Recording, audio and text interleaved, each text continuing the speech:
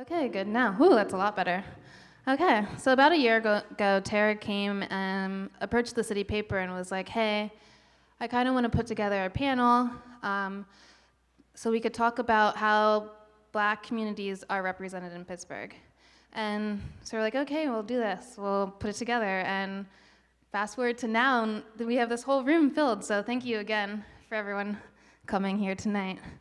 And if you might have seen me when you were walking in the front over there. We are looking for video testimonials about what you all think, because I mean, that's why we're here tonight. We're getting everyone's opinion. So if you want to stop by later, come talk to me, tell me what you think about media coverage in Pittsburgh. So yeah, and then thank you to our sponsors. Thank you for PublicSource for partnering with us for this. And then thank you for the August Wilson African American Cultural Center for having us all here, letting us come into this beautiful building. And then thank you also to the Pittsburgh Black Media Federation, California University, Yamam's House, and yeah, thank you to everyone in this audience. And then I'm just gonna take a minute to introduce our panelists. If you kind of want to put your hand up when I say your name so people can see you.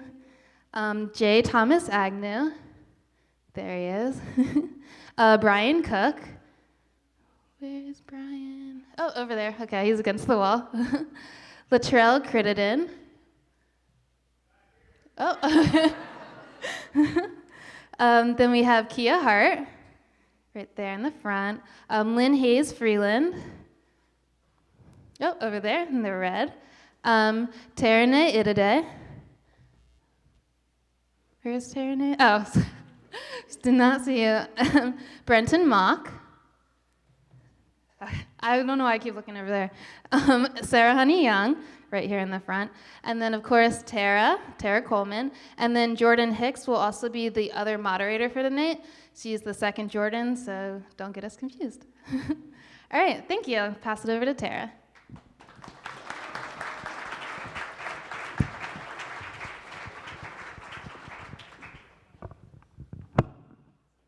So I guess we'll start with bringing up the first four panelists for this portion of the event. So it'll be Tereneh, Brentin, Honey, and Brian.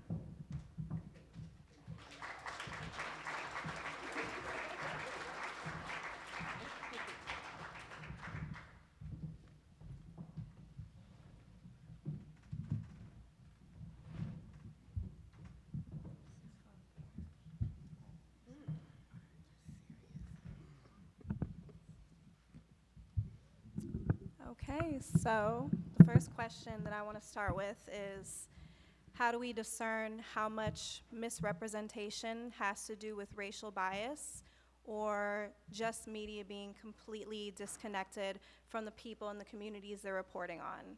Is it an obvious answer, or, is there a little bit more to it? Good Lord. I know, Okay. it's a lot. It's a lot. Well, I guess I'll start. I think one of the things what you have to think about when it comes to communities of color, it's imperative for growth to have people of color that represent the communities that work at the news stations. So, in other words, it should be culturally diverse in the newsroom so that when they go to those communities, there's a cultural identification when they get there. And I will say this, specifically when it comes to the Pittsburgh Black Media Federation, and we've been having these conversations. We were founded in 1973, and we've been having these conversations on a regular basis, talking about different biases within the boundaries of newsrooms, in addition to the fact that we advocate for fairness when it comes to communities of color. So since 1973, we've been having these conversations, and we have several more conversations coming up, a big regional conference coming up in April 17th and 18th at the Marriott. There will be 13 states that will be represented from Virginia all the way up to Maine, in addition to Washington, D.C. So we'll be having these conversations not only on the local level, but on the regional and national level right here in Pittsburgh. But I also think, I'm Tereneh, I think that the media in Pittsburgh is reflecting the way Pittsburgh talks about itself. I mean, Pittsburgh talks about itself as if it's Whitesburg.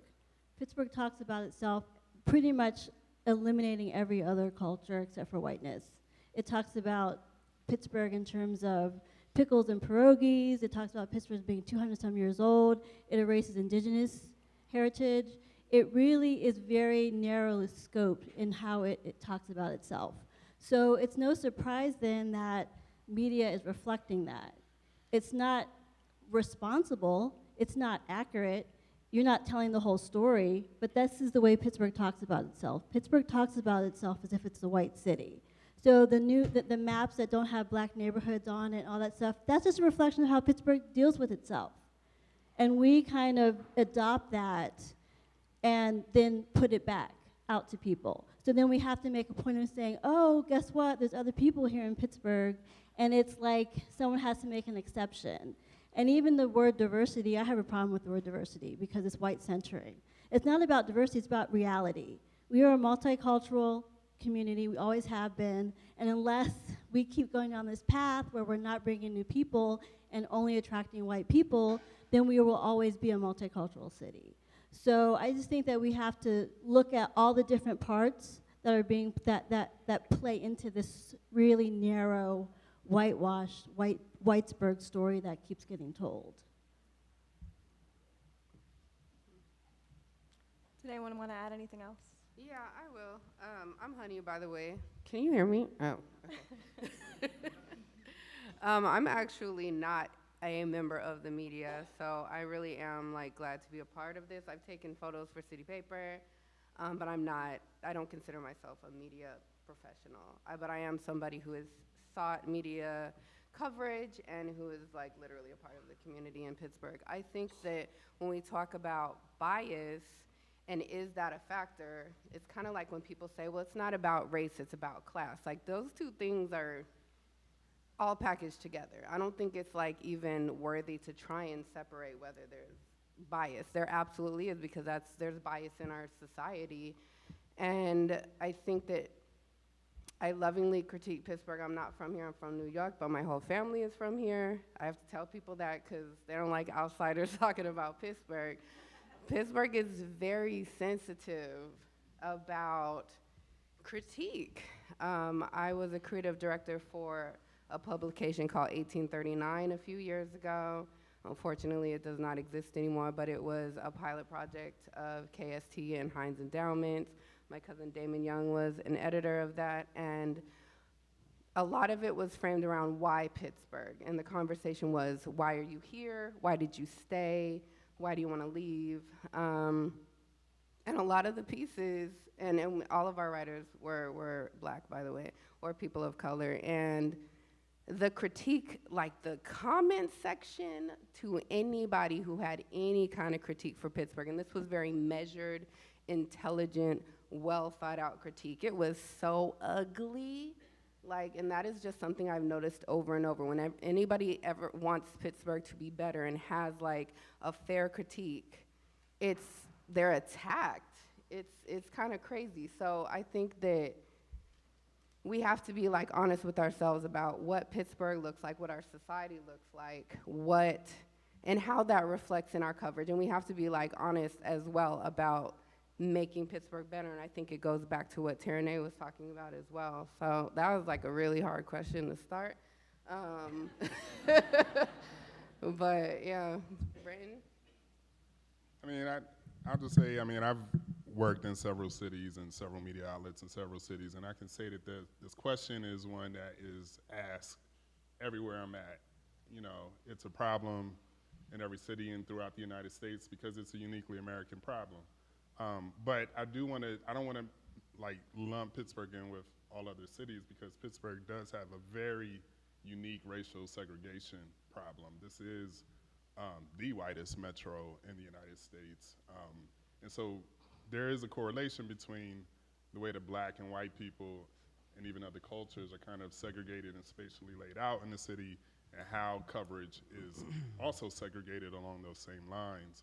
And I think one of the main questions that we should all be thinking about is why Pittsburgh is so unwelcoming for Black people and for people of color, and why the media in Pittsburgh is also very uniquely unwelcome for Black people and people of color. So one of the conversations Jourdan and I had were that, you know, this dialogue is nothing new. These are conversations we've been having, you know, within our communities for many, many years, about how we're represented, the ways in which our communities are profiled, talked about, like it's been an issue. So, you know, the media has a responsibility to deliver non-biased, honest reporting. And time after time, it doesn't happen. So why do you think the media has such a big issue with accountability? Because people have a problem with accountability in general. Honestly, not even to oversimplify it, but I think accountability is honestly really hard. And when I think what the media considers themselves, and in the best case scenarios, is like a true reflection of society. And we also have to think about the fact that what is written in our media, that is basically posterity. That is what people are gonna look at decades from now and as a reflection of the times. So I don't even wanna say they, I'll even say we, because I'm a photographer, so I'll just be a part of the media for the sake of the conversation. I think that we consider that to be an important role, and I think that when you cast yourselves as the reflection of the times, that something like being called out on your SHIT can sometimes feel a little tense. I think that I honestly find it in every industry, because I work in the tech and design industry as well, but accountability specifically with the media is just, it's almost like they sometimes feel like they can't be called out. And I think that, I won't even say that's like a Pittsburgh issue. I'm really trying to gather my thoughts here so I don't offend anybody. No, take your time. But I thought about this question more than anything when you sent it over, because I think that we have a society right now that has a problem with accountability in general, particularly with who we're putting in office and what the reflection is of our own choices. So I think that the media and people as well have to remember that members of the media are also members of our community, ideally.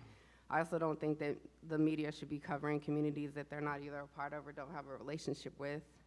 The same way I feel about law, authority, or really anybody who poses themselves to reflect the times or protect us or cover us as people or tell our stories. So I think that honestly, there maybe just needs to be a little bit more a step down of the pedestal from members of the media, and us removing them from the pedestal as well. I'm sorry, I could go on and on about that. I'm gonna pass it to somebody else. I think, thank you for your comments. There's a balance, of I guess the good and bad stories of communities, especially when it comes to the urban community, if you will. So there is a low level of trust sometimes when it comes to people in the community, when it comes to the media, because many times when you're in urban communities, some of the stories are negative in some respects. So for a long yeah, kick a beat. So I think it's very important, for us as members of the media to not only go to communities of color and do negative stories, but to balance it out with some of the positive stories. And a lot of those negative stories, of course, outweigh the positive ones. But I can't speak for all media, because that's not necessarily the truth. Because we can't say white versus black media on a regular basis, because there are several people who don't have agendas in newsrooms. And I do want to give a specific recognition to some of the members of the black media. Just being president of Pittsburgh Black Media Federation, I want to give a special recognition to people who may be in the audience right now. Is there anybody from the Pittsburgh Courier who's in the audience? Okay, the Pittsburgh Courier has been around since 1907. The publisher, Robert L. Vann, was a tremendous publisher, founded the paper, died in 1939. But during that time, had a tremendous impact, not only in Pittsburgh, but around the world. Pittsburgh was a historic heritage paper which had national implications going from Pittsburgh. All the people were reading this all the way out in San Francisco and Seattle because it used to be put on the train and sent cross country. And people knew about the Pittsburgh Courier, and they're located right across the river on the south side. So hopefully they will be at this table, and then they're also a part of the Pittsburgh Black Media Federation's fabric. Is WAMO 106.7 FM and 107.3. Yes, fantastic. The beat, yes. And it's very difficult, especially because people in black media who would like to tell a lot of those positive and feature stories, it's hard to get that funding because many people don't, fund the black media. So having a news department is very expensive and very difficult to run. So I'm sure that there would be more if those funds would be allocated towards WAMO and some others. So the American Urban Radio Networks is also located in Pittsburgh. Talk Magazine is a statewide publication located right here in Pittsburgh. Is the Soul Pit here? Donna Baxter, Portia, yes, absolutely. So we have the Soul Pit and Urban Media Today. Is Urban Media Today here as well? Fantastic. So when I talk about that balance, these are organizations who pride themselves on doing positive stories for the most part and feature stories on the black community. So I'd like to personally applaud everybody who's doing some great work. So back to accountability. Did anyone else want to speak to that? I can talk a little bit about just my experiences. I think that part of the challenge that I have had to deal with as a writer is just to be able to make sure that the complexity is talked about when it comes to representing the African American community, and also understanding that I feel like there's times when I have to kind of push for, I want to say an angle, but if I'm talking about something, maybe like when I wrote a story about black women in Pittsburgh that I admire, and one of the editors was like, well, can we talk about some of the challenges that they have? And I just thought, can we just talk about like how they're just amazing? It doesn't have to be anything sad, it doesn't have to be anything bad, nobody died, nobody's crying, it's just black joy, can we do that? So I feel like sometimes there's gotta be an angle, or like the black pain porn thing, or, so just making sure that the full range of humanity that black people are is represented is something that I feel like I have to talk about maybe more than I expected. And also because there's only one or two black people in the room, there's been times when I've been like, why that picture, why that story? And gratefully I work for papers that at least listen, but the story always ends up getting printed. And it's always me kind of going, that picture, that story, really? After the fact. So I don't know how that conversation happens before the story even comes up as being a valid thing. And I think because there is such people say mainstream media, I always say white-led media, because it's white-led media and white newsrooms and white editors and white kind of everything, gatekeepers, it becomes a challenge. And even if it's well-meaning, even if it's people that feel like they're very liberal or progressive, how do you really show the full range if you don't have it? So that's a challenge that I have in terms of accountability. Feeling like people listen, but it's usually after the fact. I don't really have much to add to that. I kind of empathize. Like, it should never be on the black journalist at any outlet to even have to be accountable for what is or isn't happening throughout the city or throughout the media market. But my only thing to add to this is I would just like to turn the question back. Like, what I think a question I would even have for you, Tara, and a question I would love to discuss with anyone in this room is what does accountability actually look like? You know, what is it that you all would like to see more of, especially not just from the Black journalists, because again, it's not on us. What do you want to see more of from white journalists, from the people you're reading and seeing? And how can we begin to build the mechanisms for making sure that accountability is voiced and heard by the media outlets and is being meaningfully heard and followed up upon? That's a conversation I would love to have with anyone. Hopefully, we can get a representative from white-led media that might like to speak to that.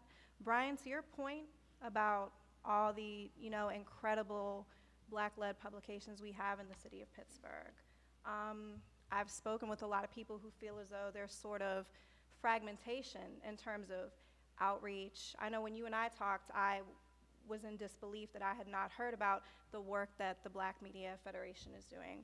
It's really incredible work. How can Black-led publications work to have more vast representations of Blackness? Where is the disconnect? Because nobody from the Courier is here, and I would never call out the Courier. I love the Courier, but that's a disconnect right there because they should be here. I think that there should be more embracing of the community. I think that we should feel as though there's space for us in these publications. We should feel as though these publications are reaching out to us. So the responsibility is also on us. How do we repair that fragmentation? How can I support the Courier? And in turn, how can the Courier support me? How can I better support WAMO? How can I better support, the resources that we have here that are for us? Well, was the Courier invited to be on a part of this panel? Yeah, I believe so. They were invited? Okay. All right. Part of that disconnect might be, because many times people in the Black community can't work together in many respects. Okay, so I think sometimes whenever we, attempt to come together, it's almost like crabs in a barrel in some respects. So whenever we try to reach out, and if it's supporting the Courier by telling people in your neighborhood, by buying the Courier, by sharing clicks on social media, I think some of that disconnect may be there because sometimes, I'm a multimedia journalist, so I work several places. That's one of the places.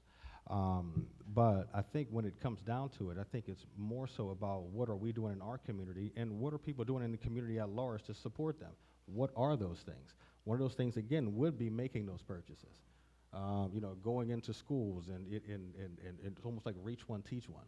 So if we can have those conversations and support them and tell other people about it, I think that would help tremendously. If I could jump in right here. So no one who was currently at the Courier is here, but there is some former Courier people here, and I'm gonna call them out. They're gonna be mad at me.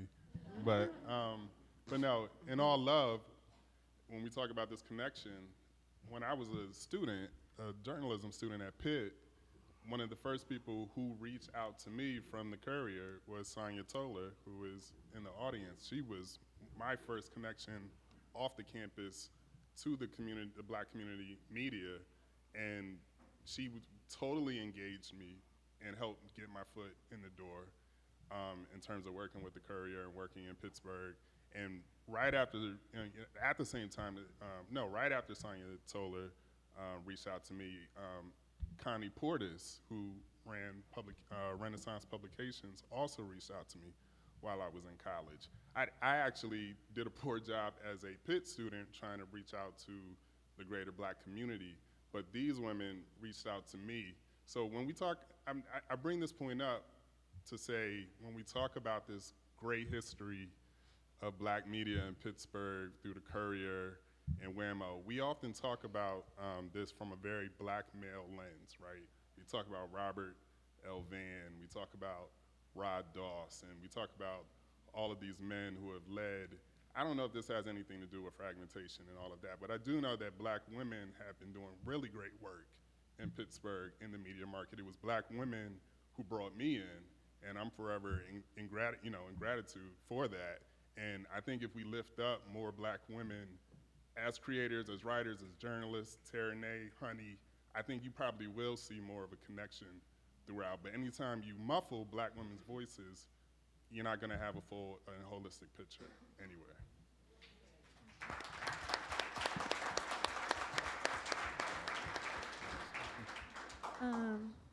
You are correct. But I do have something else to say. But I also feel like when you're in a community like Pittsburgh that has so much misogynoir, so much sexism, so much racism, if you show that you are kind of down with those isms to perpetuate those isms, then you're going to get rewarded for that. And so I think we have to be very cautious and aware of the fact that, you know, there are people in places that don't really support. And so how do we, I'm trying to think how to say this. So I just feel like sometimes you go to seek that help because a person is in a position, but that position has been brought to them because they're supporting a system that doesn't support you. So I just got to say that. I think visibility really matters. I know it doesn't put necessarily like dollars in these organizations, but I just as somebody, like I'm like an internet millennial, so I think honestly like sharing content and like keeping the visibility of these publications alive is really important because honestly a lot of the younger people are on social media. So I know it may not even sound like it's that important, but it's somebody who, you know, just does a lot of things that like requires like people to spread the word for me. I think that honestly, because I really love the Courier too. Like I'm just like really like in awe to have the history that we have here in Pittsburgh. Like again, I'm not from here originally, but my mom was born on the Hill and went to Shenley High School. So even moving here 5 years ago and learning about all of the rich history of Pittsburgh is like mind blowing. I'm always like bragging about it to everybody in other cities. And I honestly think, I don't want to like invalidate anybody's experience, not yours, Brian, or anybody else's, but as somebody who has worked at BET, Vibe Magazine, 1839, I've honestly had like a joyful experience working with other Black people. Mm-hmm. I think that like minds find each other. I do think that we need to have like in community conversations about some things about our community. I will not have those conversations in this room, no offense, but those are in community conversations. But I have not had the same experience, I guess, as like working in organizations, publications, in the media with other Black folk. I've actually found like great support in the community, but I also think that when newspapers and organizations have been around, as long as some of the ones in Pittsburgh, I think we just tend to take it for granted at times. Like this is just everlasting entity. Like the Courier is just like forever. Like I honestly, I would like lose my mind if anything ever happened to the Courier. But that being said, I think when you're just so used to it, like the Courier is like literally an institution in the city and probably beyond too, because a lot of people know about the Courier in other cities as well. And I think when we view our institutions, we just kind of think like they good, like they gonna be there. That's stability right there. But I think like the invigoration that we have when we share like city paper, you know, I see city paper, you know, stuff being shared all the time. I see Post-Gazette stuff shared, honestly, mostly to critique it, no offense, but all offense. So I think that honestly, if like I've started like, especially since we started talking about this panel, if I find a story that I want to share, I'll go like find it on another publication's platform. Like I want to talk about this story, but I don't want to keep sharing articles from these, you know, papers. I need to go find like somebody else is talking about this, because that really matters. Because if you think about it, yes, like buy the paper, sure. I cannot remember the last time I bought a newspaper, to keep it 100 with you, but as somebody who works in tech, also they get ad dollars when you visit their websites. They really do. Like hit the websites, go to them, share their content, put it in your IG stories. I also hope that all of these publications have like really, really strong like social media presence. Like Instagram is just like imperative at this point. And I think that is maybe not the important thing, the most important thing that we as community members can do to support these publications, but it really does matter. Yeah, I did not want to center whiteness with this panel, so I'm glad we were able to have a discussion about, you know, our own. So those of you, we're pretty short on time. So you want to open it up? Okay, so we'll open it up to the audience now. So we're just going to have people line up if they have any questions. If you have any questions for the panelists for this round, we have about 15 minutes of Q&A if you'd like to just line up here and ask. No pressure. Yeah. I'm Briar from the City Paper, by the way. Thank you all for coming. If y'all don't have questions, we can. The community as well, for real. The last time this panel, a similar panel happened with it, like Charles told me on, it was like, we were there for like hours. So I know y'all got stuff to say.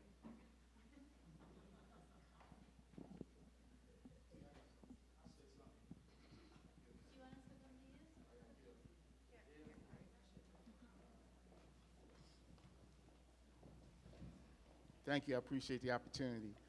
When you talked about the history of different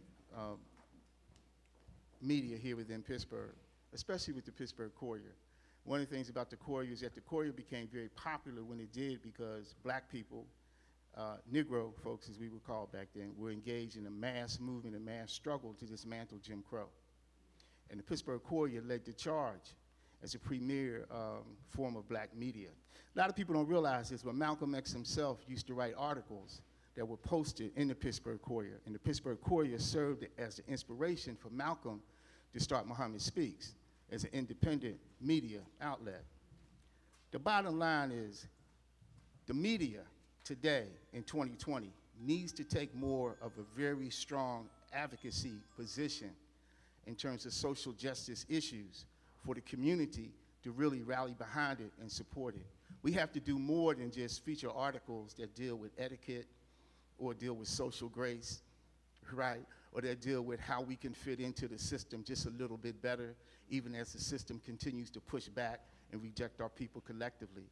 We need media outlets that are really going to take a strong vanguard position and serve as vehicles for advocacy, for social justice and freedom and liberation for black people. If you do more of that, then the black community will support those media. Thank you.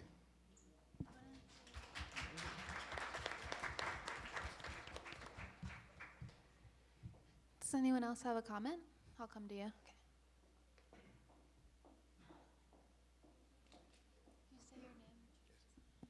Raymond Robinson, Pittsburgher, live on the north side now.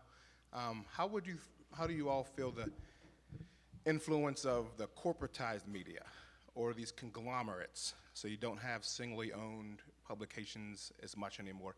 How has that impacted some of the questions you said earlier about accountability, where you might not have a publisher who's from your town, the publisher lives somewhere else across the country? Does that play a part in how we're represented, how coverage is done, and how you do your work or see your work?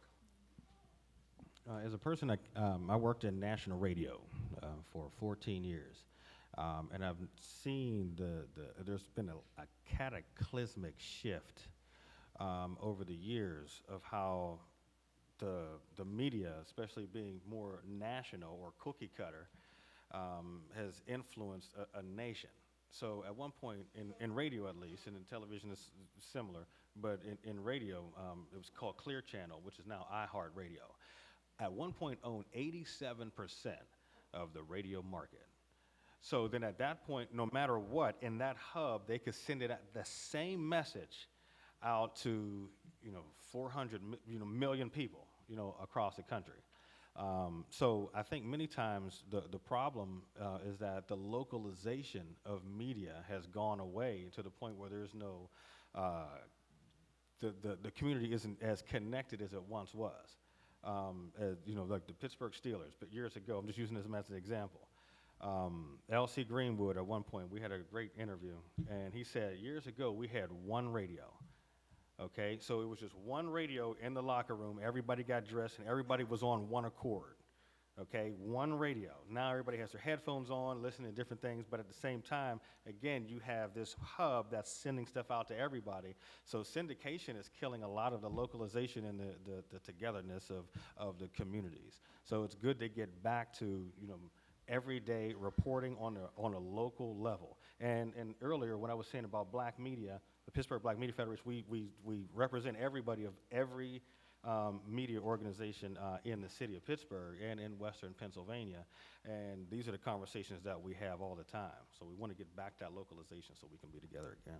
I also think in Pittsburgh, though, there's localization challenges, which I think could be, for me anyway, what I'm looking at is the political system and the party system. And I think that there's some people that are very thin-skinned and very not open to having real conversations about whether Pittsburgh is the most livable city and for whom and how and why. And I think that there's a lot of desire for press releases and great stories rather than real stories about Pittsburgh. So having honest conversations about Pittsburgh from a political standpoint, which should be a place of the public sphere, gets squashed, so that's a problem.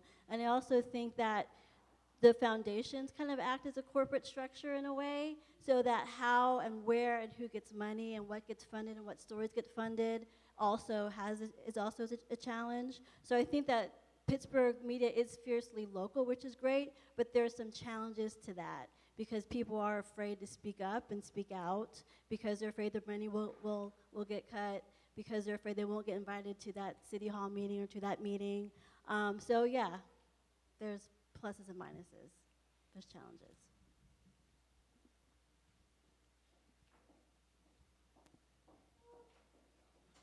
Going over here first, and I'll come back over here. We have one back here. How you doing? One of my questions was, really, what stories are important to y'all to tell? And I say that realizing that Pittsburgh, especially Black Pittsburgh, is a dichotomy. Like, I grew up on the east side. We didn't go to the west side. Don't know nothing about it. Didn't really go to the north side. Don't know nothing about it. Not until I got older and I started to go around did I really start to even have an inkling about what was happening on other sides of town. So I guess, to be more direct, my question is, how can media, and specifically Black media, make Black Pittsburgh more of a monolith? Like, I think that's a bigger issue within our media representation of ourselves, is that we don't necessarily see ourselves in ourselves. You know, Pittsburgh is a dichotomy for real. So that's my question. What would you say we should do to make ourselves a monolith? Well, I live on the north side, so people need to come to the north side. I live on the north side, and people need to come to the north side. It's not far. It's just right there. You can trip over the bridge and be right there. So I think a lot of it is just going around this whole, like, we don't cross rivers and bridges or however it goes. Like, stop doing that. Like, the East End isn't the whole city. And, you know, it's like, as fly as Tereneh Harris's photos are, they're not the only photos that can be made and are being created. There's people who are fly right now taking photos and living life and creating history, and Black Future and all this amazing stuff is happening. I mean, you're doing it, you know, and Jamie's doing it. There's so many people in this room doing it. So I think that a lot of it has to do with just like cross that bridge, cross that river. Sometimes on the north side, there was an event on the north side and 7th had the audacity to say to me, why is this all the way over here? I catch 2 buses to go to the east side and do your stuff. Yeah. So just come on, the city's not that big. Just travel and just start telling the stories. I mean, I'll share it. I'm trying to find people to photograph every month for the city paper. I'm always trying to find something to write about, so please, just share it. I mean, I want to tell the stories, and the important stories for me is Black joy, Black love, and Black future. Those are my top 3 things. Yeah.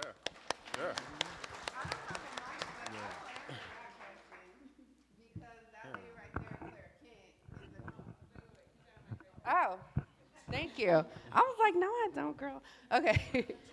Actually, I actually met Claire. I'm sorry to call you out, but hello. I actually met Claire, like, this is like very reflective, I swear. I'm not just shouting out my friends. When I started taking photos for city paper, Lisa asked me what kind of content do you want? Like, when should we holler back at you? And I said, I want to cover Black women. So if you have like another Black woman that you need me to take a picture of, then that's like where my focus is. That's like the basis of all my work for the most part, is around Black women and a Black queer community. So I know that I just kind of have like more of a luxury to just say I'm only doing this, because I also have like other avenues of making money.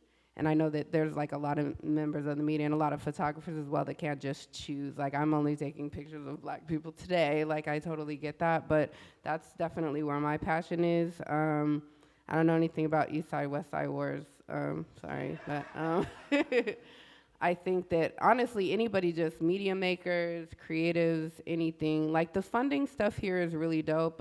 We don't have like access to the money that Pittsburgh has in New York. Like, the just competition is too fierce. I definitely have my critiques of like what funding can do to the creative spirit as well, like just kind of depending on money to execute what you want to do. But I do think that like being collaborative with each other is like really imperative. There's a lot of people that have a lot of resources. Like, you don't necessarily have to get like a $20,000 grant from the Pittsburgh Foundation to cover the content that you want, or to make like the entity that you want. Like Thomas, has Genesis magazine, and I don't think he's getting like big funding dollars from anybody, unfortunately, but he knows people and he teamed up with his friends and he has a really dope magazine. So I think that honestly, like, we have to like talk to each other as well. Like, I know we like to hold like our ideas real close to the chest, but there's just chances are, if you have something you want to make happen, you don't have to even depend on like the media to give you the opportunity to do it, or the media to cover it. Like, you have people at your resources who can help you out with really creating the content that you want. I don't want to take away from the panelists, but also, I mean, those resources are within our own community. And I know we always speak to the idea that the arts community, the music community is so fragmented. We're all very critical of each other. And if we just could set that aside and show up for each other more, that would eliminate so much of that fragmentation. I know that people that were very critical of this event are not here, because I've been looking. And I find that interesting, because it's like, this was something, there's a lot of people in this room that people who were critical should have showed up for. And that's a big issue. I'm tired of it. I'm exhausted. So yeah, that right there would eliminate a lot of the issues we have. Thank you, Honey, and thank you, Tara. We have time for one more question, so I'm going to go into the middle. I think someone had their hand raised before I went over here. And then we're going to take a 15-minute break, so just a reminder to silence your cell phones. And also, if you have a comment that you want to share, we are doing video testimonials over there, so a little plug for that. All right. I'll come back to you next time. We just have to do one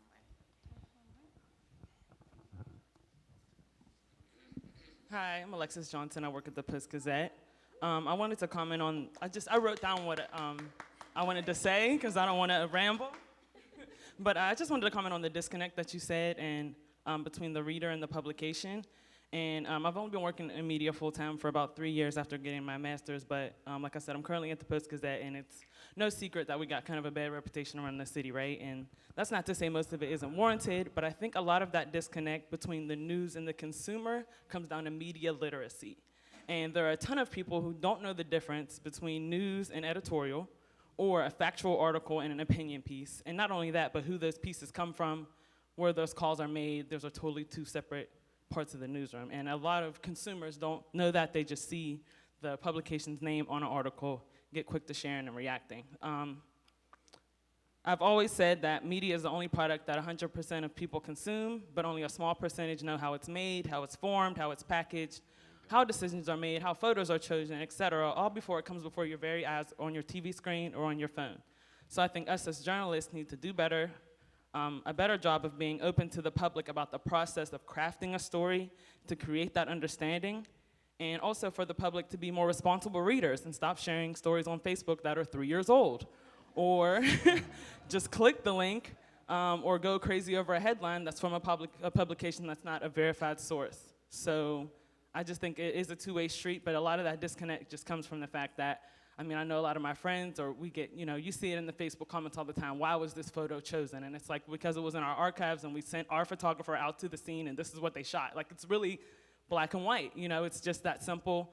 And we have to kind of take a step back and know that, like, a lot of us are just doing our jobs. And it comes down to, it's way bigger than kind of the journalist, it's the editor's decision and all that kind of stuff. But anyways, like I said, because I said I didn't want to ramble and I started rambling, but like I said, I think a big issue is media literacy. I think it should be taught in schools. I think it should be taught in grade schools. I think it should be taught in college, because like I said, everybody reads the news or whatever the case may be, and almost nobody, unless you work in journalism or went to journalism school, knows how a story is crafted, and that's like a huge problem right there, and that will create a lot more understanding. So thanks.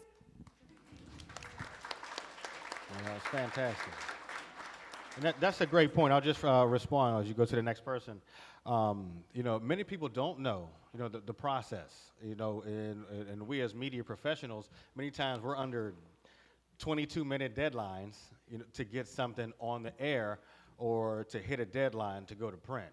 So that is synonymous to the gentleman over here. So, we work with a machine, so it's not just a reporter that makes that decision, it's the editor. And, as far as television is concerned, it's the producer and the news director that make that decision before it hits the air. So it does go through a protocol there. But then also when it comes to social media, another thing to your point, if we are able to teach media literacy and then also make sure that people who are using social media, albeit Twitter, Facebook, and the like, will use it, meaning that they know that their material is going to go into an archive forever every time you post it, to learn how to use correct grammar. Okay?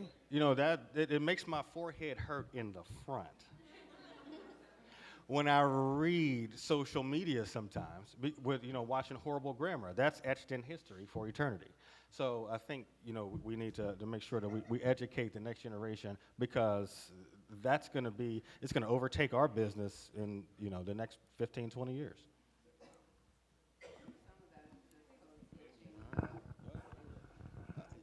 Yeah, but sometimes, which is true, but What did you just say? No, she said code switching. Oh, I said I think some of that. Sorry. There's so many people that want to talk. I need to shut that up. I said I just think some of that is code switching. And professionalism, like good grammar, I feel like that's all rooted in white supremacy. So,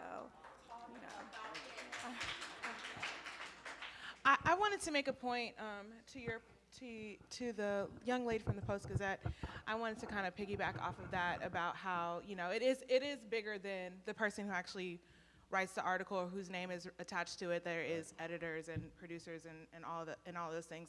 But I think that we're putting the onus on them, but I think that's the issue that we're kind of tiptoeing around, is that these publications are a part of a huge machine, and the machine is what is the problem, and continuously perpetuating the problem, and continuously having writers write sensationalized headlines that can be deceiving a lot of the times just for clicks. All of those things are a part of why we're in the position that we're in to be having these types of panels. So I feel like, yes, while the reporter cannot take responsibility for some of the things that go out, like pictures that are posted, or what the headline is, or whatever the case may be, I think that as media professionals, we have to be pushing harder to change the very etched in stone infrastructure that is perpetuating the issue. So, I mean, I know my own personal experience working at KDKA for 4.5 years producing TV. It didn't take me long to realize that I was not in control of what I was writing or what I was even allowed to say. So, and that was a turnoff for me, which is why I'm no longer in the field. So I feel like if there are people who are passionate about seeing change in media and how Black people are represented, and the language that's used around Black issues and Black experience, we have to try harder as those professionals to push back on our editors and push back on our producers and really say, no, this picture that you're trying to post of this woman is terrible. Why are we posting this? You know, we have to be pushing back harder in order to see if we want to see any type of change. And that's why diversity is key in newsrooms, absolutely. Reality. Yeah. Represent the reality of the community that you're writing about. Okay, I don't mean to be the buzzkill, but we're going to have to kind of stop here. We're going to take a little bit of break, and then we'll come back in 15 minutes. So, thank you.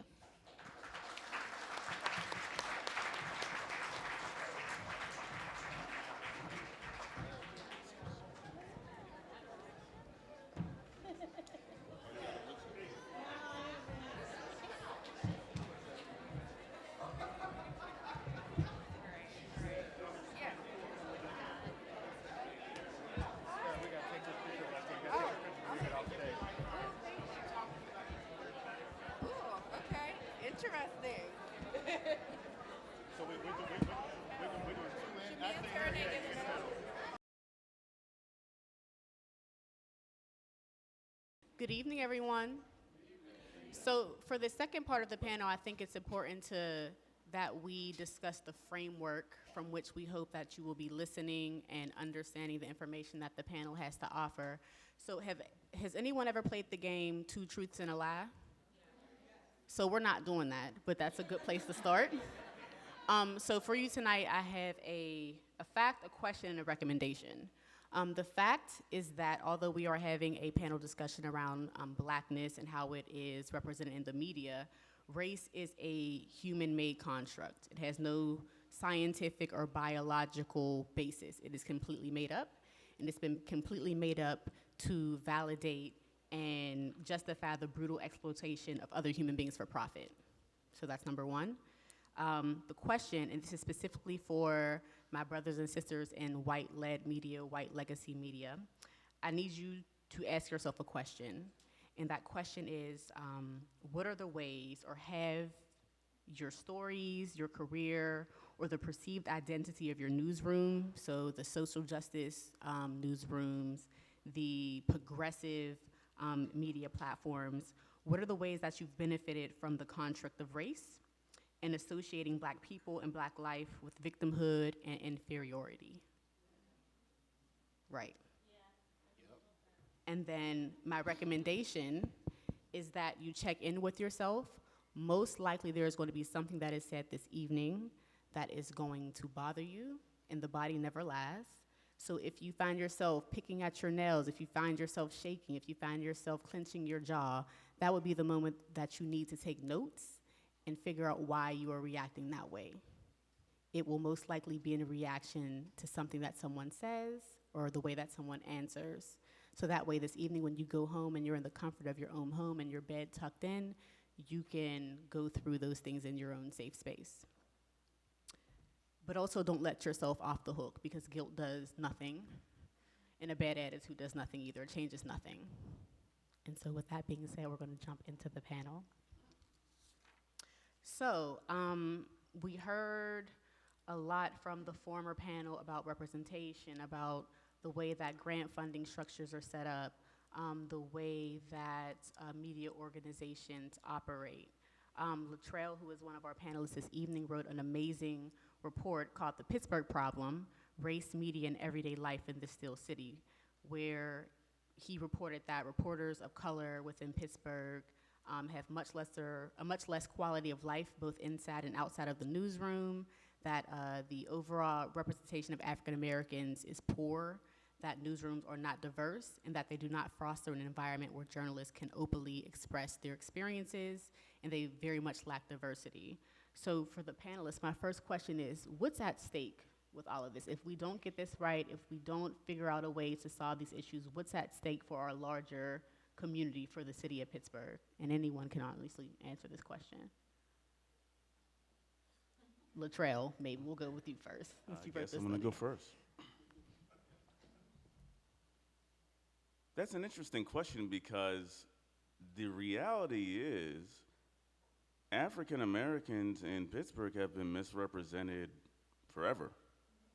So what's at stake is the status quo. So if you don't actually have massive changes to the way that African Americans are represented, then you're going to have a system that continues to perpetuate the larger Pittsburgh problem, which is that African Americans in this city have poor life outcomes. Now, from my perspective, because I study these things from an institutional level, being a nerdy professor, this is not just a matter of dealing with certain television stations having the black man of the day on TV. This is not just about the only time you see African Americans, if they're not criminals, are complaining about Antonio Brown for the last year. This is bigger in the fact that you have a massive level of distrust within African American communities for the media. By a raise of hands, how many people, African Americans, do not trust what they get from the media here? All of you who are in the media need to take note of that, because that is the problem. Even if you are thinking that you're doing the right thing, you do not have the type of relationship with African American communities that will yield productive news stories, because they don't want to talk to you, they don't trust what's coming out, and that is a structural issue, and I don't want to take up too much time, that is bigger than I think people recognize. And I say that because so I'm the one panelist who's from Philadelphia. I was in Pittsburgh. And the one thing that I want to leave you with, as I've studied media in Chicago, I've studied media in Philadelphia, I'm studying media in Central Pennsylvania. Pittsburgh's media ecosystem, as compared to those other places other than Central Pennsylvania, is poor when it comes to issues of diversity. And we're talking about, Pittsburgh doesn't even know what the question is to the problem. That's how far behind in terms of dealing with these issues Pittsburgh media happens to be. And I'm talking about not just white-led media, but African-American media have a lot of things to deal with. And that's not necessarily their fault, because when you have a newspaper that has one full-time reporter in the Courier, there's only so much you can do. So I think that the thing that is at stake right now is perpetuating the status quo. Did anybody else want to speak to that? Yes, I would like to. Can y'all hear me? Hi, I'm Markia Hart. I think it's going to stay stagnant, and we keep complaining as a whole about things not changing within the community. That's why I created my own space. I moved back here from DC about 2 years ago, and I didn't see any type of black media. And I'm not really worried about the white media, because white media is going to be white media. It's never going to change. We can sit here and educate you, which I'm not here to educate you at all. This is for us. This is by us, and that's why I made my own space. And I have a podcast called Girls Running Shit, and we talk about all the different events here in the city. So I just think that everything would just stay stagnant, and everything won't change. So that's why we just have to create the change within ourselves here. We just have to keep putting ourselves in spaces and creating spaces. So, yeah. I think you are correct that it will remain status quo. But I also think that when we talk about accountability, that accountability goes a couple different ways. I think that the mass media gets away with a lot of what the mass media gets away with because we allow it to get away with it. I think that people call me all the time and complain about something that KDKA did, or more importantly, they call me and complain about something that one of the other two stations did, or one of the other two stations said. And I say consistently, why are you calling me? Why don't you call them? Or they will put it on Facebook, or they'll put it on Twitter, but then they go on about their business. If we see something we don't like, we need to tell them. And we need to tell them consistently and loud and clear. And we need to tell them if it means we have to stand out in front of a TV station and picket and protest and do all of those things that we used to do to let them know that we weren't happy, then that's what we need to do. There is one station in this city that consistently gets our stories wrong, but it is the station that we watch more than any other station in town. What's wrong with that picture? Why are we watching them if we think they get it wrong? That's our fault. That ain't their fault. That's our fault. Sorry. And so just so I can get a feel for the room, how many of us are actually in media, work in media professional, journalists, bloggers? Okay, so for the people who are not in media, Ms. Lynn, if you can answer this, how exactly do newsrooms and news platforms decide which stories they run with or which stories they're going to publish? For example, today I logged into my Facebook feed and I seen a story from WPXI that, shout out to WPXI, hello, that featured a story about a woman who stole $800 worth of candles from the East Chase Parkway Mall. Do y'all know what the East Chase Parkway Mall is? It's in Alabama. And so I was wondering, how was this relevant to life in Pittsburgh? How was this going to get me to work faster? How was this going to get me to understand the weather for the day? How was this beneficial to my life? So, Lynn, if you could please answer for us, how do newsrooms decide which stories they're going to produce? So, you know, that's changed a lot over the years. At one time, it really was local, and local was supposed to drive the story. You know, did it make a difference to the local viewer? How did that affect the quality of life? Did it make a difference to local viewers? Now, it really is, a lot of it is what's trending. You know, if a story is trending on the internet, if it's trending on social media, then stations will look at ways to capitalize, to get involved in that story, because they are looking for, I mean, the realities are, people don't watch the 5 o'clock news like they used to. They don't watch 5, 6, 10, and 11 like they used to. People, this phone, this is what people watch more than anything. So television stations in a lot of ways are trying to still remain relevant. So a lot of times that's what will determine what stories make local news. What are people talking about? What are they posting on social media?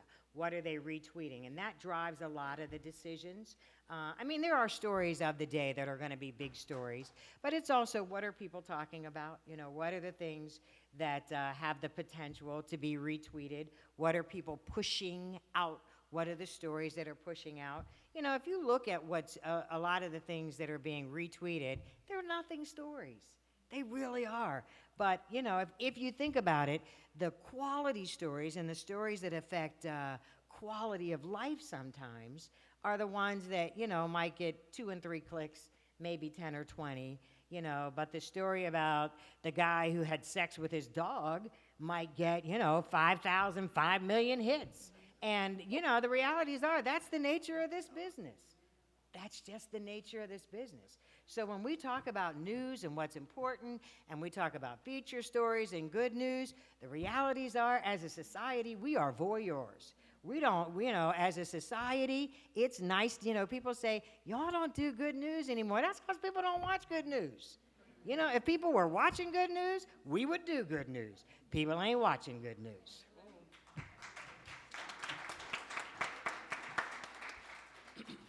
So Thomas, you've had Genesis Magazine for over a decade now. What are the ways that you go about choosing the stories that you publish and share with the community?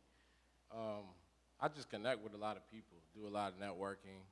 When we first started Genesis Magazine, we did focus groups, and I continue to do focus groups to kind of talk to people who read the magazine about what they want to hear, what they want to see, you know, the positive things that are going on.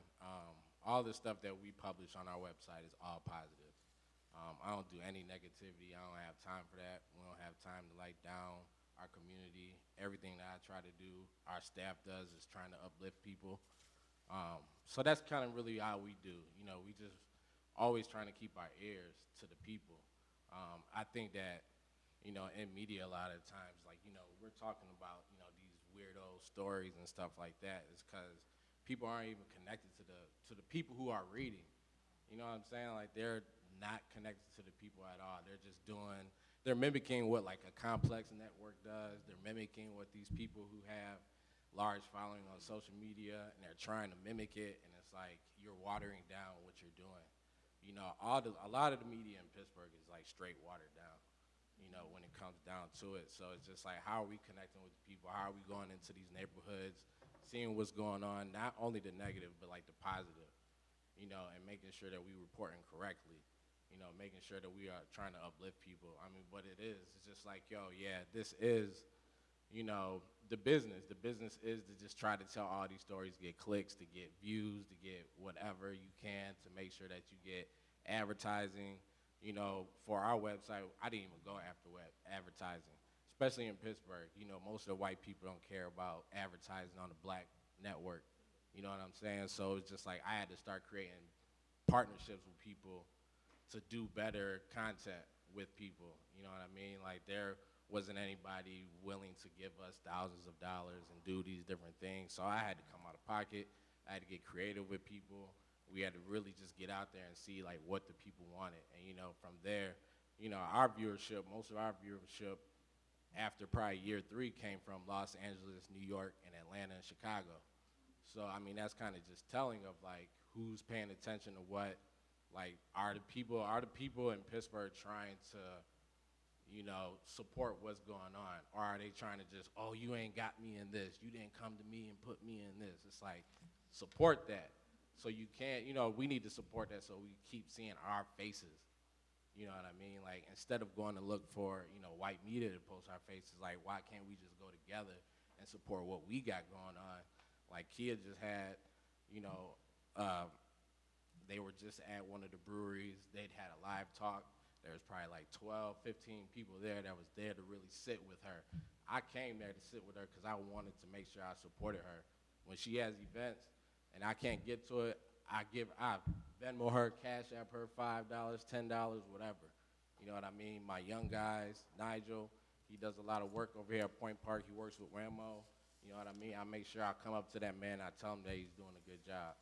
You know, I make sure that I'm always trying to make sure I'm staying behind these people and we like really supporting and we really doing what we're supposed to be doing. And so in your answer, I heard a piece about mentorship. I heard a piece about funding. In the city, is there a clear-cut path to get into the media if you are a young person interested in being a journalist, a blogger, a videographer, a photographer? I think people are just doing it. You know, people ain't got time to sit and wait and try to let somebody vet them and let them in their doors. Like, people are making podcasts. People are out there learning how to shoot with their own video. People are learning how to do interviews based off of watching somebody else, you know, listening to certain things. Like, I listen to Portia and Mike. You know, I learn certain things even though we are similar in what we do. You know what I mean? Like, these kids, they don't wait. They don't sit back and wait for somebody to be like, well, here, you can come in and write your little article in our paper. Yo, they're out there getting it. You know, they're after it. And we always have to make sure that we like supporting that. We really making sure that we are out there looking, showing up, giving them tips, giving them tricks, you know, helping them out and making sure that, you know, the media that they're creating, you know, is getting out there. You know, it's not about competition or anything like that because everybody's telling a different type of story. So, you know, we just got to make sure we supporting that all the way across the board. And so I'm wondering, go ahead. For the past 40 years, the Pittsburgh Black Media Federation has held a Frank Bolden Journalism Workshop that has trained dozens of African Americans to enter the field of media. And that workshop has been getting less and less and less funding from foundations over the years. And I'm talking, there are Pulitzer Prize winning journalists who have gone through that workshop. Now, my question is, the foundations here fund a lot of different media projects, geared toward African Americans and youth. A lot of them aren't led by people of color, but they're focused on people of color, but they're not led by people of color. My question is, how does that happen? How does it happen that we're in a situation where people say they want to improve diversity? People say, I've even gotten calls, well, I can't find anybody of color to write for my publication.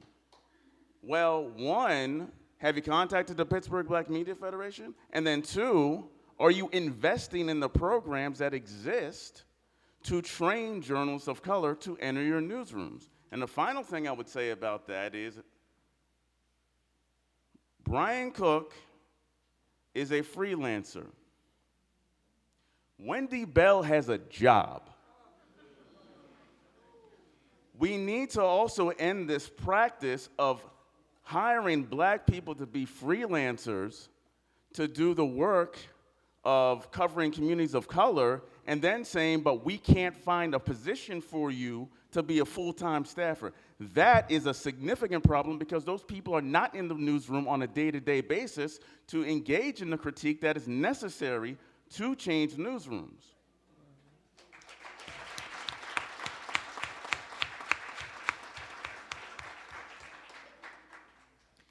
I'm wondering, so Thomas and Latrell, I hear you saying that in previous panelists as well, that there are stories that you need to be in the community and of the community to understand and to report on. Are there stories that white journalists, white legacy media platforms are not and should not be able to tell when it comes to black communities?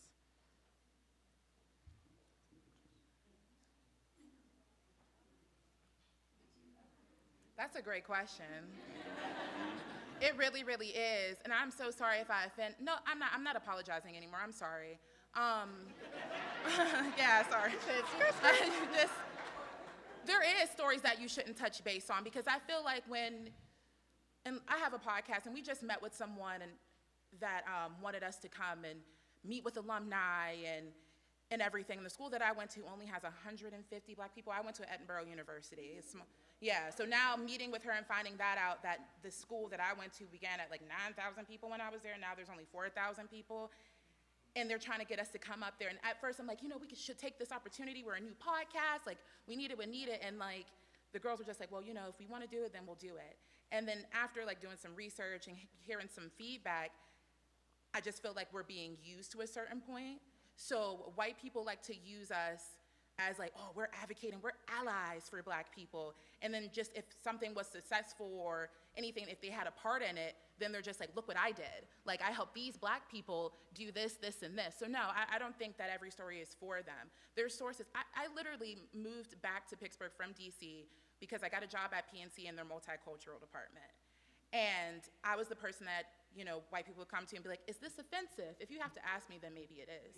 So, they didn't know hair texture. They would ask, like, how is a light-skinned mother and a dark-skinned father? Like, how is this possible to have another light-skinned child? And, like, I had to fight to have a brown-skinned girl, like, in certain media. And then I was let go from that job because they were, I guess they were shutting down the whole entire, multicultural department just to open it back up 6 months later and hire a girl from California that doesn't speak any other languages, doesn't come from the black community or Hispanic community or LGBTQ+ community. So no, white people shouldn't report on a lot of stories. They can be a part of it. They can learn from it if they want to, but there's more than enough black people. There's a whole black directory, and we just interviewed Camille on our show, Coco Penoir.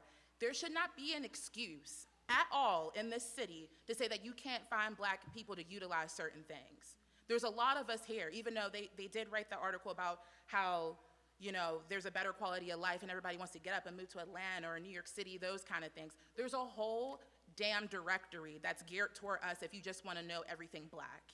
So there's no excuse. And no, white people shouldn't report on certain things. That's for us and that's by us. Like I've been saying, I'm going to say it a million times. Like, there's enough of us here to utilize space and take over space. So just keep creating your own space. I can't stress it enough. Keep creating your own space. There's 3 black women here that have been on the cover of City Paper.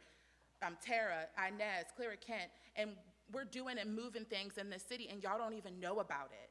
Like, we have a whole spectrum here, and y'all don't even care to, like, reach out. You want to be a part of it just to have, like, a background on black people and to see where you fit in. But you need to come to, I'm not saying come to the communities, learn about it. Go on Google, go on social media, and find out about these black events. Don't just want to be about it just because, oh, I helped black people, and I'm just an ally. I hate that term ally. Like, don't do that. Just find out about it and be about it. Don't just do it because it's giving you relevancy within our culture. We don't need that. We don't need any more of that. So no, white people shouldn't have to report on all this kind of stuff. There's enough of us here. There really is. So utilize it. And if you want to find out more, come talk to me after this.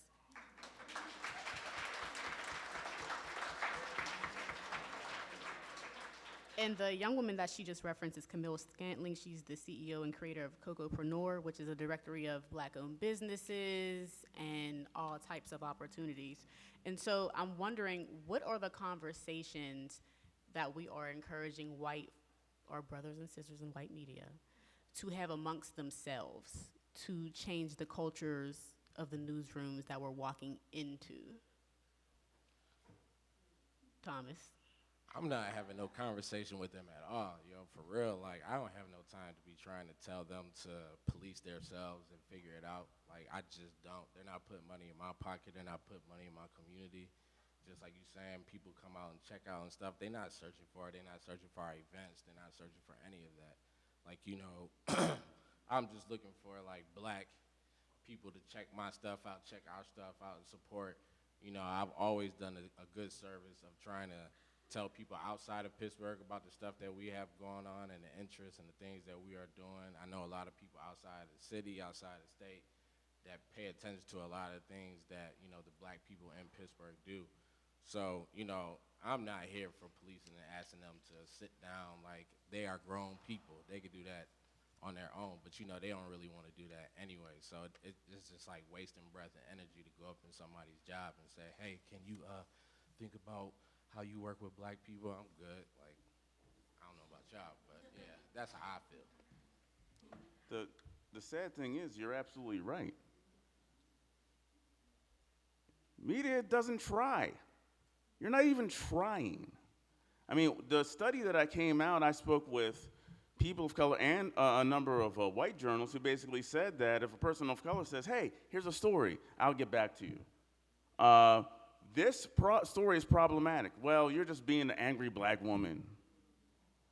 And these are the types of everyday experiences that people of color inside of newsrooms are dealing with in Pittsburgh. So if you have a situation where people of color can't even say there is a problem, then there will be no change. And I agree with you that it's not on us to make that change. I can't go in, I actually do consulting work. I've done consulting work, but I actually went to a consulting gig in Detroit, and the thing that I said is like, I can't change your newsroom. You have to step up and say, these are people who have a problem, and actually listen to them and actually are concerned enough with how you represent your community to make that change. If you're not going to do that, then this is a waste of time, and you just paid me money for no reason, and I'll take the money, and I'm happy about that. But that is a significant problem, and that, again, gets into, I think, the larger issue with Pittsburgh is that Pittsburgh in general doesn't want to deal with its problems with racism. So the fact that newsrooms don't want to deal with their problems with racism is a reflection of the larger community. And at some point, there's two things that can happen, and I do agree that there are opportunities for people of color to create their own media, but that's a different conversation, and I think that there are certain things that need to happen on that end, because I don't think there's enough collaboration. There's a lot of talented people here, but there needs to be more collaboration on that end. Or, and I think that needs to be both, you actually need to listen to what we're saying and do something about it. I came here from Philadelphia on a bus. I'm tired. You need to actually listen to what we're saying and actually develop a plan of action and actually do something about it. Otherwise, we're all going to come here, you're going to do your photos, you're going to say, Latrell Crittenden said this, everybody's going to clap at the end, and we're going to be having the same panel 2 years from now. And I'm not coming back from 2 years from now. I'm not. Lynn, did you want to add anything? No, okay. I'm fine. I'll leave it right there. So I do want to revisit my third point, which is this is probably a great point to check in with your body and seeing what it's telling you. Also, during intermission, there were murmurs around our very beautiful audience this evening that there has not been one question from a person who is not Black this evening. So if you are not Black and you have a question, this will be a perfect time to ask a question. this will be a perfect time to exercise some bravery and some unction to ask the people who are here today, who are willing right now to have these conversations for the free 99, to answer any questions that you may have. And so Bear's gonna come through the audience if you do have a question at this time. If you're a journalist, please get brave. Y'all write about us every day and every week. Y'all better get brave and get on that mic. My name is Rico, and anything that I say or ask is coming from me and is not anything from anybody who I have represented, do represent, or will represent in the future.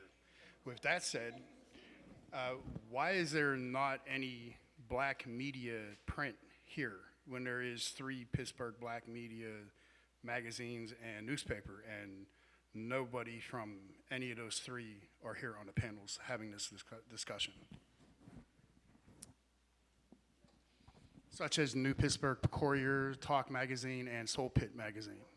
I believe Soul Pit is, Soul Pit there is was here. representation from Soul Pit. Soul Pit is here, yeah. Yeah. I believe that would be a question for our organizers. Tara, do you want to answer that? Or Brer, do you want to answer that from City Paper? Or maybe you can see them offline. I want to emphasize that I'm an artist and a curator. I'm not a media person. I'm a person who, over the years I've had a lot of complaints about representation or lack of, and I don't like to sit online and talk. I'm a very action-oriented person. That being said, we had an immensely long list of potential panelists, and it was almost impossible to narrow down. So there were representatives there from every media outlet, and it really came down to how we would want this first iteration of the panel to look like. Invitations were sent to all of those news outlets. We emphasized that, we were looking to have as much inclusion as possible. This whole front row is, reserved for those people. And at the end of the day, it comes down to a matter of choice. Like, you choose whether or not you want to be here. But, this is for us, so yeah, they were welcome. They were considered. They're all seen and heard. Thank you. Anyone else? My name is Todd Miller. As a consumer of local news, it seems that the TV stations have a number of African-American reporters and anchors, and so why is it that stories of the African-American community of a positive note are not told very often? Actually, when you look number for number, the number of African-American reporters is very small when you look at it. In fact, I've always maintained that every show on every station should have African-American representation on it, and it doesn't. And at the end of the day, it's the management that decides. It is the producers, it's the news directors, it's the managing editors that make those decisions. Channel 11 has a new assistant news director who is an African-American female. Channel 4 has a managing editor who's an African-American male. That's it in terms of the City of Pittsburgh television stations and the African-American representation in the managerial roles. So I started at KDKA Television in 1977. We had more African-American managers in 1977 than we do in 2020. And that's who makes the decisions. Those are right now, if I'm not mistaken, there is not one African-American producer at KDKA TV. And those are the people who make the decisions in terms of, at the end of the day, what you see on any given newscast. There is Olga George, but Olga is not a producer. Right now, Olga is the overnight assignment editor. Miss Lynn, you have your own show, the Lynn Hayes Freeland Show on KDKA. Clap for that. Thank you. I'm wondering if you can tell us, do you still, with your tenure at KDKA being over 20, 30 years at this point, do you have complete control over your show, or do you still have to get the okay on your guests, your coverage, You know what, I do have my own show, but the realities are that's because they don't pay attention to it. We fly under the radar.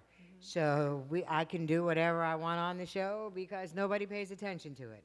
Now, you know, if somebody were to call and say, report us to the FCC and say, you know what she did on that show last week? Then all of a sudden somebody would go back and say, well, wait a minute, let's look at that show. But I mean, I've also done that show for 40 years. But here's the other reality. They call me the last man standing because there was a time that all the stations had a show like that was geared specifically to the African American community. And one by one, they canceled them. They got rid of them.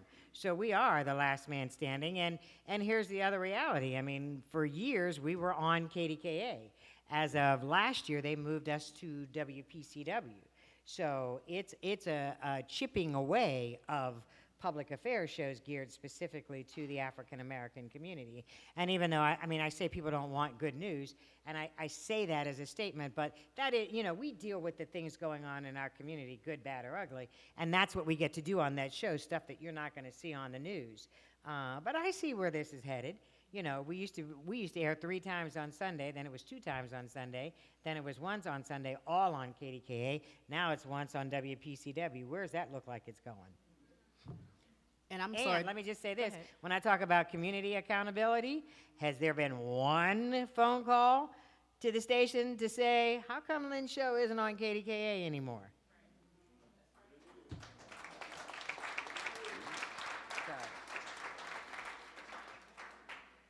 Were there any other questions from the audience? We have one in the back. Did you have one? Okay, I'm going to go over here first.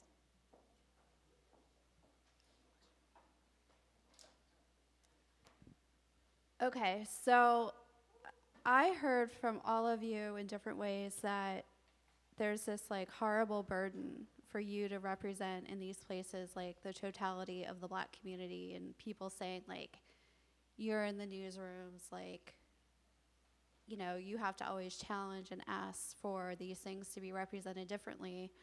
And what I was thinking about while you all were saying that was all the times in my life where in jobs, in social settings, if there's been one Black person there, it's like a box is checked. And the white people feel like, you know, we heard an alternative voice, or, you know, it was included. And what I'm wondering is, how can white people be better about taking it to the next step? And like Makia said, like if I'm not an ally, like what should I be? Like an advocate? Like, do I say if I'm on a board, like, you know, we shouldn't just have one Black person on this board, or people of color in general, we should have 4. Like, how do I take it to that step where it's meaningful and it's more representative, and not like that artificial checking the box on either side, which I think is a huge pattern that we're all sort of a victim of right now, if that makes sense. Use your privilege. You know, thank you. I would say use your privilege. I'm a digital marketing manager. I've worked for PNC, I've worked for Philips, and I'm not gonna say where I work at right now, but I just started there last week, and I'm the only Black woman in marketing. So I would just say use your privilege a little bit more, speak up. Like, you need our vision. Like I said, when I first moved here, they were using my vision to correct them about using certain Black people or Hispanic people, those kind of things. How is it 2020 and you have to literally come to me and see if something's right? So I would just say speak up a little bit more, and you don't have to, it doesn't take that much to be just a decent human being. It doesn't take that much to be educated. Like, there's Google, there's other sources that you can use. It's not like you have to have like a whole summer, like today in Black history or today with Black people. You should already know. It's just common sense. So you have this wonderful thing called privilege because of your skin color. Speak up. Because I could never go in a boardroom and be like, hey, we should have more Black people. They would look at me like I'm crazy. And like, well, you're here, you should be enough representation. But no, you need Black theory. A lot of these products and marketing and companies, they steal from us and use it. You know, they repeat it over and over again. Like, I was on a panel that Thomas featured me in. We're the blueprint for everything that's out there right now, especially Black women. Like, they take from us, they steal from us, and they regenerate it. So use your privilege and just speak up. It's not that much. Like, they use us for branding, they use us for marketing, and I've been in marketing for 7 years now. Like, just speak up. It doesn't take that much to utilize the tools that you were born with, your whiteness. So just use your privilege. That's pretty much how I would sum it up. How can I, and I shouldn't have to ask this, but how can we help you? Help us. I moved back here. I lived here in the early aughts, and I was actually briefly part of the media in Pittsburgh. I moved away. I lived in Philadelphia and Mount Airy, and I just came back. So I have a duty in general to re-immerse myself in Pittsburgh and to be a part and show up at these things and get to know things. And I am integrated into the foundation community, so I'm willing to be a voice and to learn more. I don't know, just making it more visible so that I know better have a better sense of what's going on. But, it's probably more on me really than on you. Yeah. It is, and I also want, 2 seconds, I just also want to add that when you hear, I can say from my personal experience, you hear a black person, a person of color, speaking with such certainty when it comes to race and our experiences because we've been born into it, and so we understand it innately. But there are many resources in the city that you can go to and learn about your race, your culture, your experience, and your privilege so that you can be a better, ally, or helper, or just a better human being in the workplace. There's Liana Manise and Sydney Olberg. They have the Good People's Group who do anti-racist training and interracial relationship training. There's Felicia Savage Friedman who does anti-racist yoga training, who infuses yoga and anti-racist trainings and teachings and education in the city. There are resources, and there is also the internet. You can go to Google and type in anti-racist training. Where can I learn about whiteness in Pittsburgh? There are resources. Agreed? Yeah. I'm going to jump in for a minute because we have a comment from the audience about this topic. Hi, my name is Bethany, and I'm a white lady that lives in Pittsburgh. So I just wanted to offer some advice to my white cousins.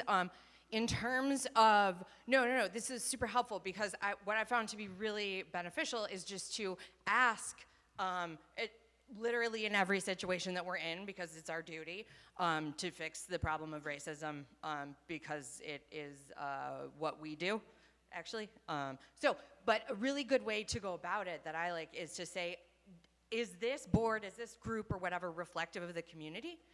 And what I really like to emphasize is the fact that without a representative group for any activity or anything, we are not going to have the full picture, and we will not come to the best solution or plan or whatever, because we are missing critical voices. And I feel like that is absolutely on us, and I especially feel like as white women, we have so much power to be able to say, because people are generally like, oh, white ladies, you're nice, So we have a lot of authority to be like, yeah, I want to make this the most beneficial process, and I know all of you do too, white cousins. And so let's make it look like our community so that we can ensure that the work we're doing here is worth everybody's time and doesn't perpetuate the cycles, because that's what it is when we are just in those rooms by ourselves. So, Real quickly, I just want to say one thing. That's very important, but I want to emphasize this. Do not put the burden of training how to become anti-racist journalists on the backs of the 1 or 2 or 3 black people in the newsroom. That has to be a collective action from the entire newsroom. And I deal with that from the educational community and the university. I have told people, I'm not sitting on any more diversity committees, because all you want me to do is sit on a committee to solve a problem that I can't solve. So you need to figure out ways to have comprehensive discussions in newsrooms that deal with the entire newsroom culture, and you can't have that placed on the backs of people of color in your newsroom.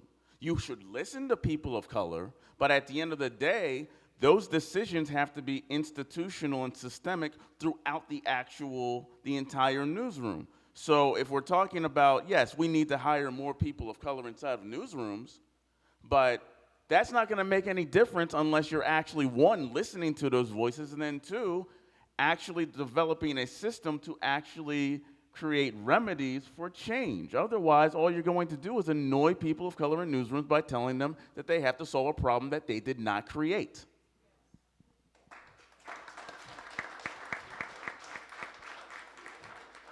My name is Richard Edmonds. I'm a native Pittsburgher, and my first job was with the Pittsburgh Press. One thing I'll make a suggestion on is try reading your newspaper standing up and having it on your coffee table or dining room table. And think about the slant on what the newspaper was. Reading newspaper, standing up, looking down on it is going to give you a new perspective. A few other things. One question to the whole room and to the panel. When you think of Pittsburgh, we have the media darlings. You have about maybe, I'll just say 10. There's 10 African-American black people. Whatever story comes up, they're going to go to those 10 people. Now think to yourself, what 10 people, no matter what comes on TV, you're going to see as quote-unquote a representative of the black community. Some of you people up here, you're new. We need new faces because this is a new generation.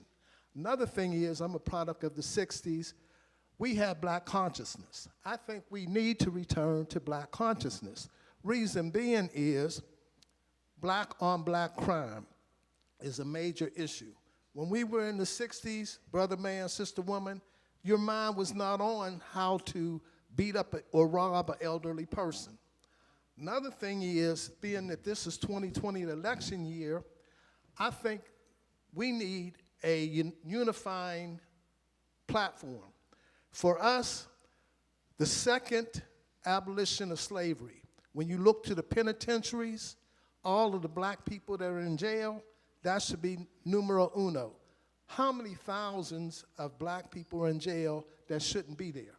So that's something I think we should unify on and take it to all the candidates, just from top of my head. Thank you. I also want to add an alternative perspective to that.